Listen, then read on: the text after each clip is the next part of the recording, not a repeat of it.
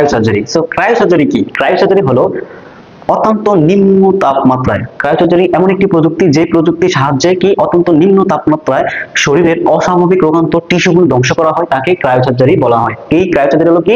Cryosurgery হলো এমন একটি প্রযুক্তি যে প্রযুক্তির মাধ্যমে শরীরের অস্বাভাবিক রোগান্তর টিস্যুগুলো ধ্বংস করা হয়, তাকে ক্রায়োসার্জারি বলা হয়। কি মনে করো, এই ক্রায়োসার্জারি মূলত একটা চিকিৎসা পদ্ধতি, ঠিক আছে? চিকিৎসা পদ্ধতিটা কি?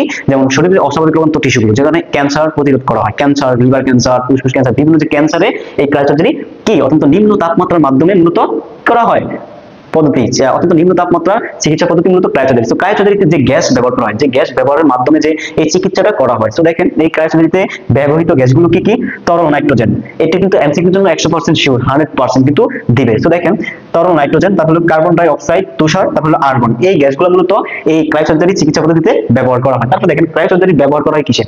কি বললাম আমি, এটা একটা চিকিৎসা পদ্ধতি। এখানে আপনার বিভিন্ন ক্যান্সার, যে রোগান্ত অস্বাভাবিক যে টিস্যুগুলো ধ্বংস করা হয় মূলত অত্যন্ত নিম্ন তাপমাত্রার মাধ্যমে, এই ব্যবহৃত গ্যাসের মাধ্যমে নিম্ন তাপমাত্রা তৈরি করা হয়, সেই তাপমাত্রার মাধ্যমে মূলত এই অস্বাভাবিক রোগান্ত টিস্যুগুলো ধ্বংস করা হয়, আর সেটাকে বলা হয় মূলত ক্রায়োসার্জারি। তো ক্রায়োসার্জারি ব্যবহার করা হয় লিভার ক্যান্সারে, বিভিন্ন ক্যান্সারের ক্ষেত্রে মূলত ব্যবহার করা হয়। তো ঠিক আছে, সো এবার আমরা নেক্সট টপিকে যাচ্ছি।